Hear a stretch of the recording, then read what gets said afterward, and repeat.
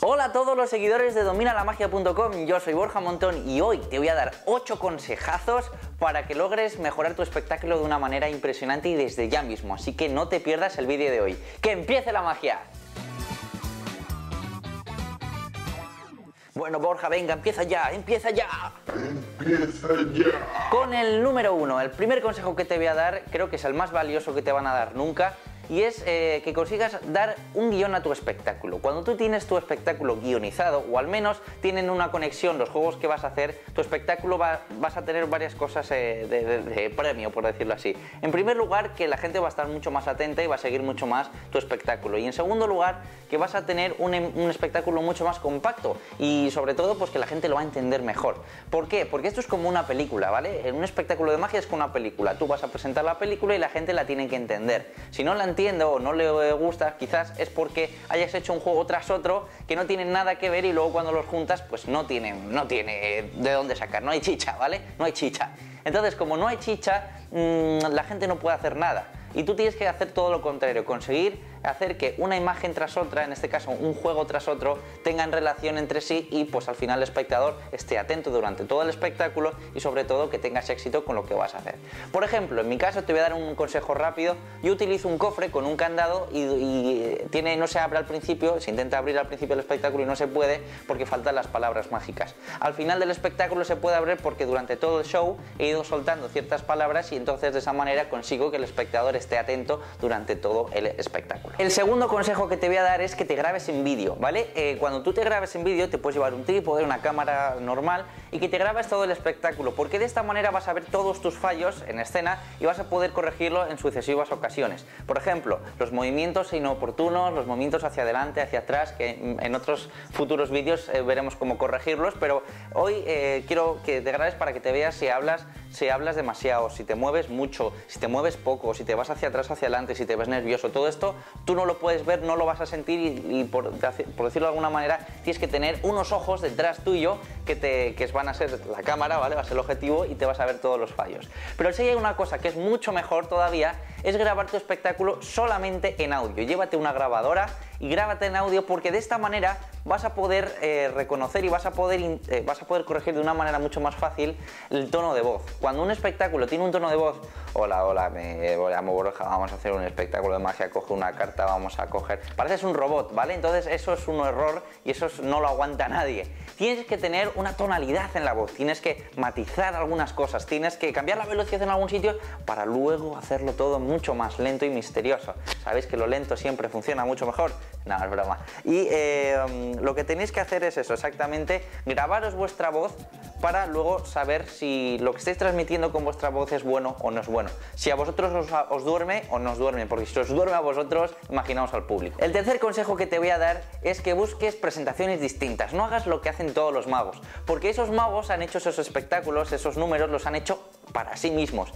Si tú intentas coger un juego que hayas visto por YouTube o lo intentas repetir, quizás no te vaya perfectamente, entonces cuando lo vayas a la hora de actuar, pues no eres tú esa persona, eres tú haciendo el papel de la persona que has visto en un vídeo o lo que sea, ¿no? Entonces lo que tienes que hacer es busca tus propias presentaciones. Aunque cojas la idea del otro mago, intenta hacerlo tuyo, siempre, y sobre todo pues intenta hacerlo distinto, ¿vale? Si puedes hacerlo distinto o buscar otra presentación o buscar otra música o buscar otros movimientos, pero básicamente hacerlo tuyo, porque no tienes que hacer lo que hace el otro, porque el otro está haciendo un espectáculo en base a su personalidad, sino tú buscar cuál es la tuya y en base a tu personalidad lograr hacer ese número de magia. El cuarto consejo que te voy a dar es que adecues tu espectáculo a la edad de los espectadores. Muchas veces seguramente os habéis encontrado en que de repente salís a escena y son todo niños. ¿Eh? ¿Y qué? ¿Solo lleváis cartas? Pues no, hombre, no. Tenéis que saber antes y preguntar a la persona que te va a contratar o a la persona a la que le vas a hacer magia qué tipo de público va a haber. Esa simple pregunta te va a resolver muchos problemas, porque si se lo preguntas con anterioridad puedes establecer tu espectáculo para esa edad o para ese tipo de público de una manera más correcta. Olvídate de las cartas y vas a hacer magia para niños, porque puedes hacer muchas más cosas con pañuelos, con cuerdas, con cosas y con frutas, con muchas otras cosas que no tienen que ser cartas, ¿vale? Yo de hecho en mi espectáculo de magia infantil las cartas ni las huelen, y en el espectáculo de adultos incluso la huelen poco. De verdad, a mí me gusta hacer magia diferente, distinta, que no sea todo igual. Que no quiere decir que puedas usarlas, pero yo te recomendaría que intentaras buscar cosas distintas. En este caso, por ejemplo, si haces magia infantil, pues obviamente tiene que ser magia infantil. Si es magia para una despedida de soltera o de soltero, pues haz magia para una despedida de soltera y soltero. No vayas con unos conejitos y vayas... Bueno, depende de qué conejitos. Entonces, bueno, lo que ya sabes, intenta adecuar bien el tipo de espectáculo al tipo de edad de los espectadores. Simplemente preguntando antes qué tipo de público te vas a encontrar. El quinto consejo que te voy a dar es que tengas varios espectáculos en tu bagaje. O sea, cuando vayas a hacer un espectáculo, ya sé que hacer uno cuesta mucho, pero intenta hacer otro exactamente igual cambiando los juegos, porque a veces te van a contratar y te van a contratar varias veces seguidas. Si les gustas mucho, tienes que tener dos espectáculos como mínimo, al menos uno de cerca y uno de escena, o uno de cerca y dos de escena, que te vayan a dar mucho bagaje por si te contratan muy seguido. Así que ese es el quinto consejo, no tiene mucho más, simplemente que tengas dos espectáculos en la recámara para la hora de poder sacarlo y tener pues bagaje suficiente para poder quitar, poner y poder hacer espectáculos distintos. El sexto consejo que te quiero dar es que actúes gratis al principio. Sí, porque esto te va a dar muchísima experiencia, ya que vas a hacer muchos más espectáculos.